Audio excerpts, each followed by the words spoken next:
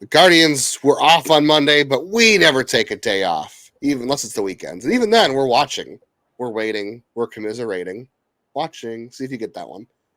Today, we're going to commiserate a lot about the draft because the takes are spicy right now. And when is the right time to call up Kyle Manzardo? It's time for Locked On Guardians.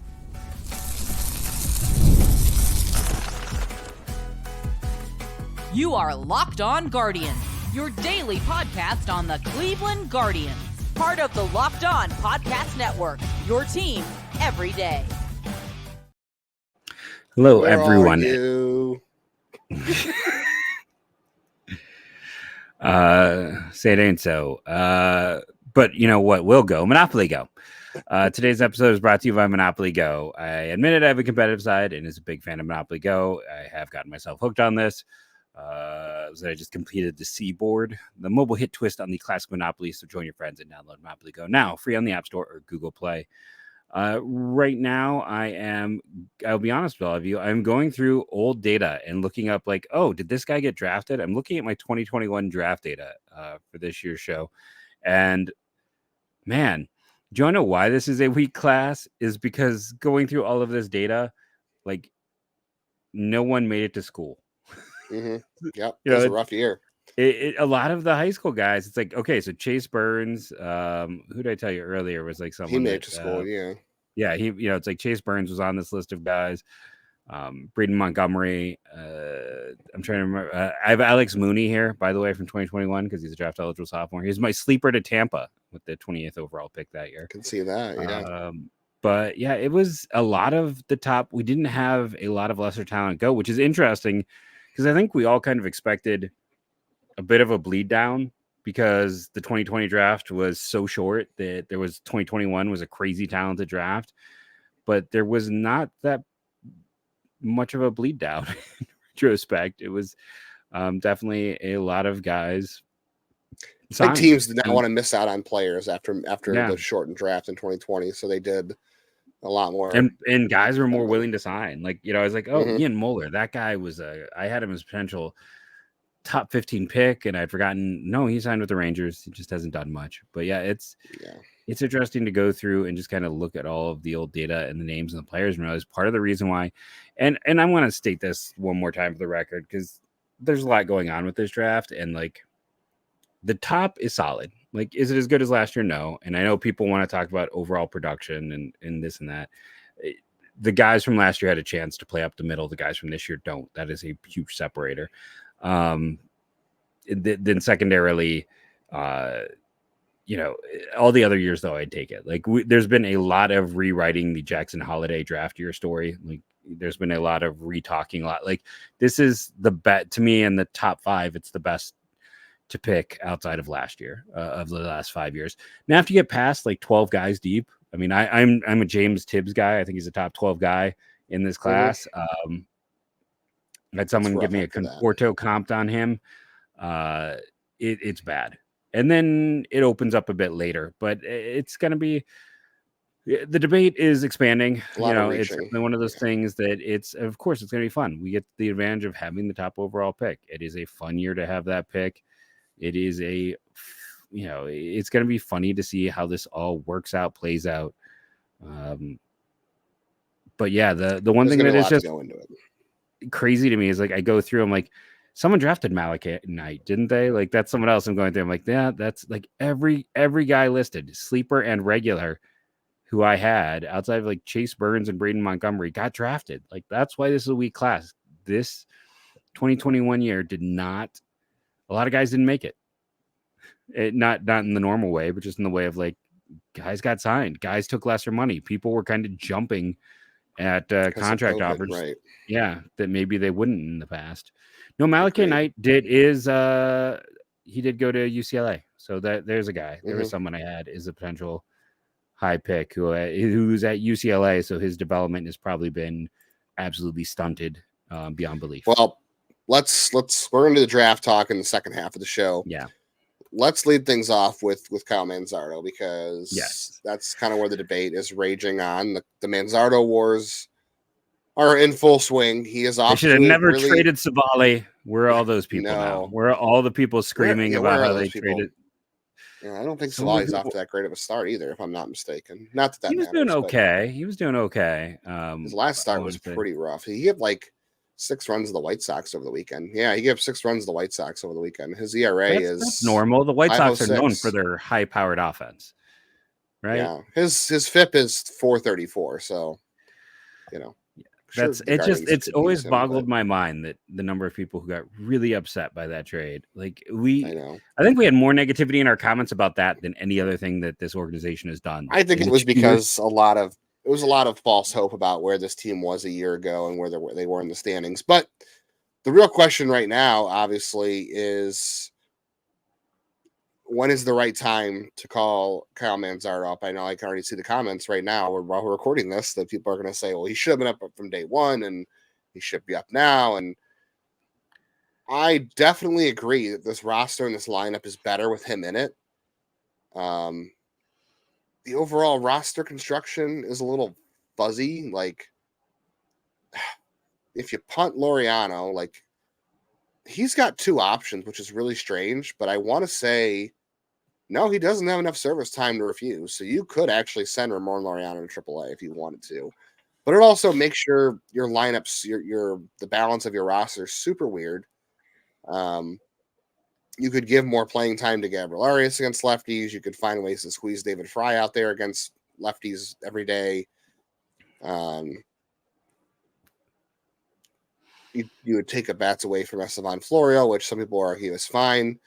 But like you and I have talked about, the first month of the season, what's really worked well for the Guardians is that flexibility. And the lineup's not perfect. I mean, after you get from the top 4, there are questions. Like, and even Andres Gimenez has had his slide lately. Brendan has been good, I think, overall, and also a little bit unlucky, but there are still things to be concerned about there. Freeman, it looks like he is getting unlucky as well, but he hasn't really totally popped off yet. And then Florio has been fine, and Bo Naylor has been kind of a disaster, to be honest, at least so far. And then Rocchio hasn't been great either. So, like, the bottom of your order is not great. So you could definitely use the extra hitter in Manzardo, provided he, jumps into it right away and looks good, which he could. I mean, he's having a great year at AAA, but let's also remember the gap between AAA and the majors is very, And very that park. in that park. Although I know he's doing it on the road as well. Yeah, so I'm not worried about the park factors as much. And the home runs he's hitting in Columbus would clear in Cleveland too. But the numbers support what he's doing in Columbus. There's no question about that. But the gap between AAA and the majors is a lot. But you've got to find out one way or another. Jackson Holiday. Oh, yeah, he's a lot younger too. And I think Baltimore really pushed him, but he was tearing the cover off the ball in the minor leagues. So, like, if that guy at age 19 could destroy AAA pitching, or 20, and not make it in the majors, then you just never know. It's very hard to figure out.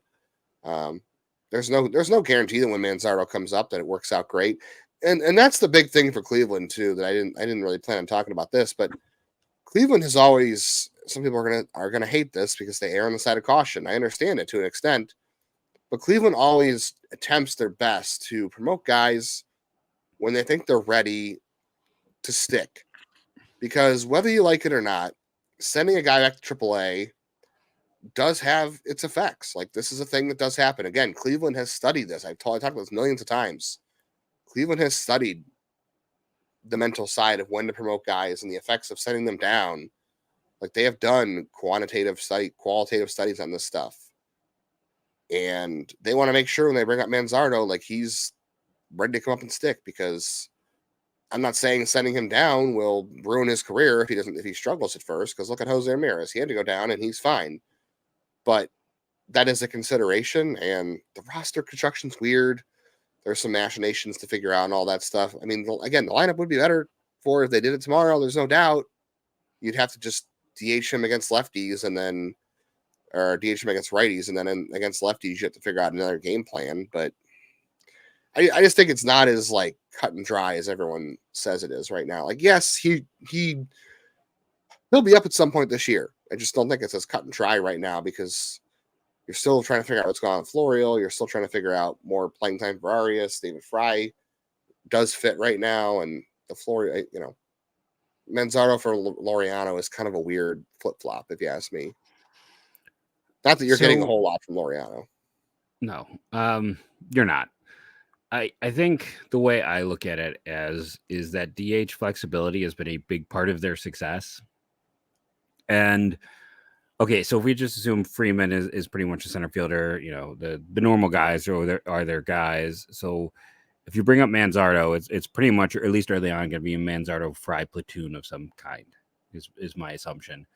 So that means that right field is, with the way Brennan's playing, it's like, is it full? So then Gabby's playing well too. So is he squeezed out? Like, it doesn't mean that, Rocchio gets More of sent him in the down. outfield. Yeah, is it more of him in the outfield? Is it that he maybe gets sent down?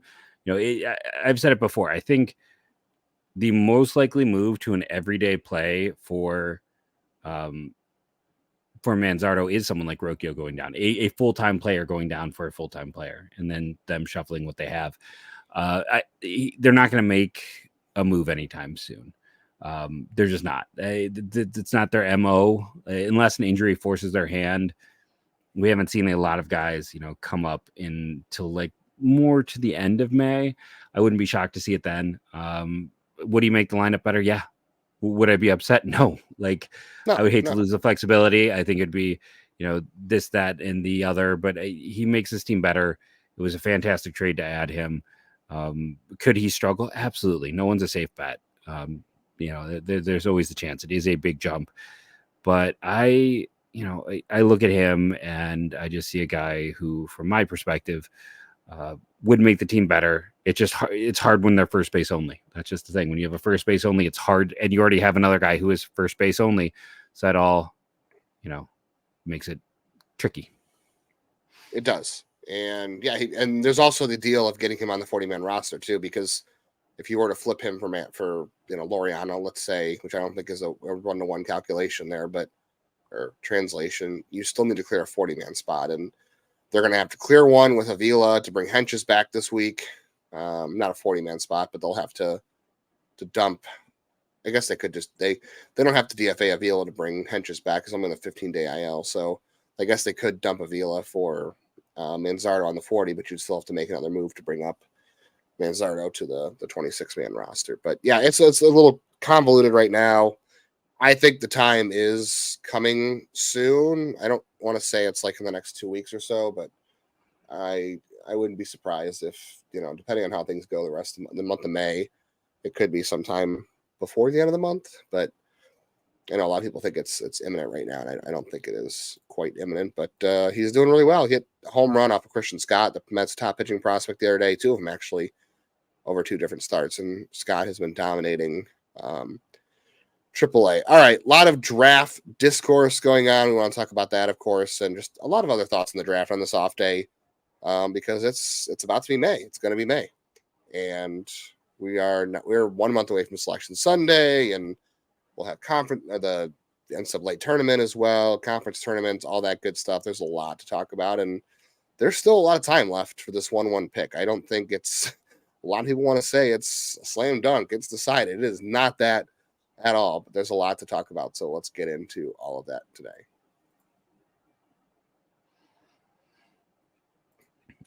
It's playoff time in the NBA and NHL. Baseball's in full swing, and FanDuel is your place to bet on every game. Right now, new customers get $150 in bonus bets guaranteed. That doesn't always happen. It is often $150 if you win. This guaranteed is the big thing. No matter what, win or lose, that's $150 free money. Bet on everything from slap shots to home runs to slam dunks, all in an app that is safe, secure, and easy to use. What are you waiting for? Visit FanDuel.com/lockedon and make your first bet an automatic win. FanDuel, America's #1 sportsbook.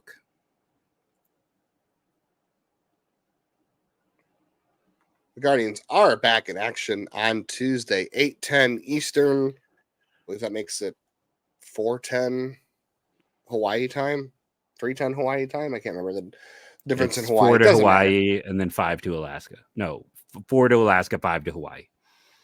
5 to Hawaii. So 3:10 Hawaiian time, wherever you are.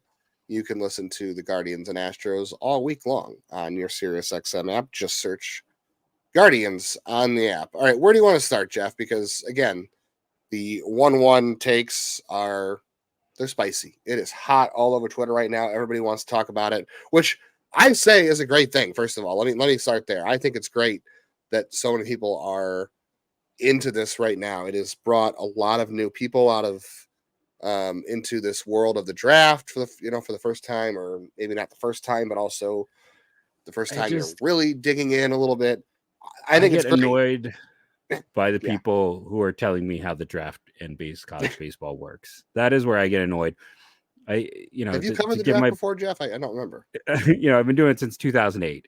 And not to say that I'm always right, and I wouldn't even call myself an expert. I've said that repeatedly, but it's like I have enough knowledge. I don't need people telling me like this guy was taken third a year ago, or this is, it's like that. Okay, we can have a big discourse. We could look at this, but I do get annoyed at the people who clearly are watching college baseball for the first time and trying to explain how it works to me, because I've put in the time and the effort, and I'm just like I don't need this. I had someone get mad at me today because I happened to respond. Hey, here you go. You can mark it on Twitter beefs. It's like I had someone get mad because it's just like, hey, I don't need you to tell me where guys are drafted or that they played well. This guy was really good last year, Jeff, in case you're wondering. I knew that. Yeah, overall, it's definitely good. I'm very glad to see that more people are interested, and this 1-1 pick is doing what we thought it would do with this whole thing. That being said, I think it's the context of all this is just so important. Like, it's just really diving in and listening to experienced insights and trusting different people and not saying everybody can have an opinion. That's great. Everybody should have an opinion. This is fun. It's fun to talk about, but also just, remembering that there's a lot that goes into it. It is not like other drafts, and there's just a whole lot of different things. And the one thing over the weekend we didn't talk about on Monday was, things like Charlie Condon set the home run record for UGA, Georgia, and that's for the whole season this year, and it's for his career the last 2 years. It's the all-time record. And every day it just seems like Gordon Beckham is the greatest hitter in Georgia history. It's an exclusive club. Very hard. Yes, that's a very exclusive club. It's literally like every team is doing this. That's why something is up. Christian Moore has 20 home runs at Tennessee. He set the Tennessee home run record. Bazana set the Oregon home run record. Like, there's something going strange right now. Like, there's something going very weird. Like, I don't know if it's. Listen, a year ago, there were guys messing with bats. And I'm not saying it's across the board. People are messing with bats. So people are finding ways to doctor and take advantage and be very close to the edges of rules. And I'm not saying anyone is, but if they can get right up to it, I'm sure they are. Again, I'm not saying, Condon was great a year ago. I don't think he's likely doing anything. I just think something's weird in the game.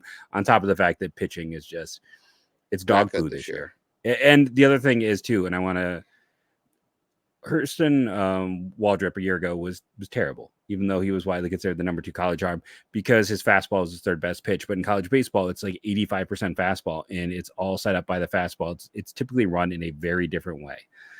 So guys can sit fastball, and it also inflates the data for that way. Guys aren't seeing good secondary offerings. They're seeing lots of fastballs. It's weird. And,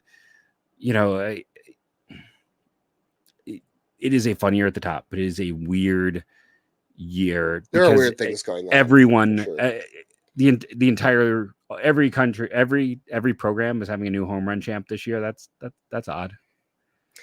Yeah, all of a sudden out of nowhere, that's just happening, right? And just in general, like you said, the pitching is not as good as it was a year ago, and teams are not inclined to always develop arms. Like you said, there's a lot of fastball heavy programs, or just pitchers in general, because that's how everything's set up. And you're not even seeing, like, we asked for data on guys' contact rates versus 94 mile an hour and up, and the data was just so inconclusive on that, because you don't see a lot of arms throwing 94. Like, it's very limited how many swings you're taking against the guy who throws 94 and up. And guess what? People read into it because Bazana was at, but he'd faced 11 pitches. Right. It was all Hagen Smith. Right. It was all Hagen kudos Smith to that him, he whiffed on. who we'll talk about. We'll talk about Yeah. in the third segment. But yeah, it's like you can't. There's just no one's throwing hard, and the secondary stuff it's a bad time in college baseball for pitching. It is. It is a really bad. It is, and there's just a lot. This is like going back to the Florida thing from a couple of years ago, right? Like this is why teams take players like Kirsten Waldrop, also from Florida, and the Leftwich and the Alamon and Mace, even though that hasn't all worked out to the best that we hoped it would. But that's why when you're looking at opportunities to draft pitchers, you're seeing guys like, okay, this program didn't do a good job of preparing this player to play pro ball. They are just worried about winning at the college level, and that gets in the way sometimes. UCLA. I'm sorry. Yeah. Used to be Virginia, Stanford, Rice, all that stuff, and TCU were the guys who destroyed arms. Right. So, and Vanderbilt.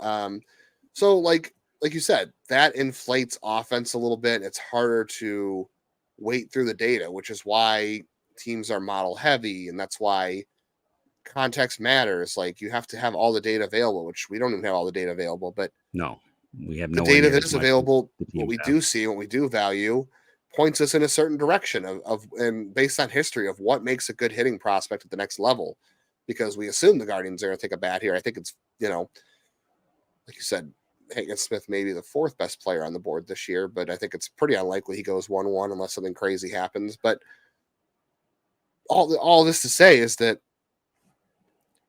the output, the actual data or the actual statistics can be misleading. Like, yes, you can sit there and say like so-and-so is having a great year and he's a great hitter, but that doesn't mean there aren't flaws and there aren't things in the output that aren't fooling you, because even in the minor leagues, like last couple of years in a row that I've talked with Rob Cerfolio from the Guardians, always talking about, the stats on the stat page don't necessarily look like this guy's progressing or this guy's improving in this area, but the stuff behind it says he is. Like Manzardo a year ago. Yeah, the stats can be things. Yeah. Franco Alamon last year in Lake County was horrible. His ERA was terrible. But you want to know what? The Guardians promoted him, and if you looked at his ERA and his stuff, you were like, well, how did Franco Alamon get promoted to AA last year? And then he got to AA and he just took off. Well, because he figured something out at low A or high A that just didn't show up on the stat page. Like that stuff can fool you, and that's why it matters to dig in on this stuff and not just look at so-and-so's got Georgia's home run record, so he's awesome. And like that's why we wade into all this stuff, and that's why there are certain data points that we think are important. And if you look at, like Jeff, you do a good job always looking back at why certain prospects fail or why certain prospects succeed, and it's based off of historical data that supports a guy being good at the next level, and that's Cape data and just different things. That's why certain teams are model heavy, like the Guardians, which I want to talk about in the third segment too, when we also talk about some other draft players from this draft. So all that coming up here in our next segment as well. Less than 2 weeks to go to Mother's Day. If you are lucky enough to have mom in your life and you want to get her something good, hopefully you're not waiting. But if you are, do not be one of those sons or daughters that is going to the grocery store, is going to a pharmacy, anywhere, and you're like, man, what do I get her? A card, flowers, some chocolates. What am I supposed to do? Don't wait till the last second. You can get on DoorDash right now, and you can get 50% off your next order up to $15 when you spend $15 on your next flower, convenience, grocery, retail order using our code LOCKEDONMLB. That's all caps, all one word. Whatever mom is into, if she wants a spa day, if she wants some sweets, if she's into tech, if she likes gardening, she likes her own flowers in general, all that stuff, you can do that and get it on DoorDash. So do it now, get on there. You can shop through and make an easy pick without being in the store and without waiting the last minute, without the stress. Be a good child to your mother if you're still lucky enough to have her, and think ahead for Mother's Day. Get all your Mother's Day gifts in one place. Get 50% off your next order, up to 15 when you spend 15 on your next flower, convenience, grocery, or retail order now with our code LOCKEDONMLB. That's LOCKEDONMLB. Order using DoorDash today. Terms apply. Also, don't wait till the last second to decide how you're going to consume the Guardians game. If you're not going to watch, SiriusXM app is your friend. Just search Guardians to find Astros and Guardians wherever you are in the world. I put something out on Twitter too, and there's just some data. If you're watching on YouTube, we got some great data. Carlos Collazo shared this on Twitter the other day about chase rates and contact rates, and 90th percentile exit velocity, which teams really use heavily, which weigh very heavily because that's the peak of what guys can do. That's what they feel like is the most reliable exit velocity. I'll say it. All the data on that's streaming below that Carlos shared, that I think I retweeted and Jeff retweeted and Willie retweeted and other people did too. I think it points me to Kurtz as the best offensive prospect in the draft, but that's neither here nor there. But all this goes into like chase rate and contact rate. All that goes into the Guardians model, right? And age. We know that the Guardians are a model heavy team. And you might ask what that means. And we can't explain it to a T because we don't know what goes into the Guardians model. That's why it's their model. But we know age is a factor, right? Because they do. But they've started to move away from that. We've seen that not be a little over, more hype, more smoke. It used to be, I mean, all they were, but it's been a little bit more smoke than hype the past few years. And they've even taken draft eligible sophomores, which is something they've never done until the last 2 years. That was something they avoided. They've taken 19-year-old high school kids. They've done things like that. So it's a yes and no. Yeah, I think it also depends on who's available in the class as well. I don't obviously you're not going to reach for a younger player just because he's younger. You're going to go with best player available according to the model. And if it's not the younger player, I guess it doesn't matter. But age still is probably part of their model. It just maybe it's weighted a little bit differently than it has. But it also depends on who's available to you. But like things like chase rate matter and things like contact rate matter because if you're chasing a lot at the college level, it's not something that's easily fixable at the next level. And if you have a hard time making contact against, fastball heavy teams that aren't throwing 94 in college, you're not likely to get better at the next level when guys are throwing harder and they have off speed stuff. That's why this stuff matters in college. And, a year ago, we talked about how the Guardians did hit the ball hard and exit velocity matters, and it does. But you also have to be able to make contact first. And that's why it's great that the Guardians are picking 1-1 because they're going to be able to pick somebody who A, can make contact against good pitching and B, also hit the ball hard. That's why this is exciting. That's why it's okay also to get granular here. And like you've said, Jeff, these top whatever guys, Montgomery and Condon and Bazana and Kurtz and, whoever else, Jack, all very good prospects in different ways.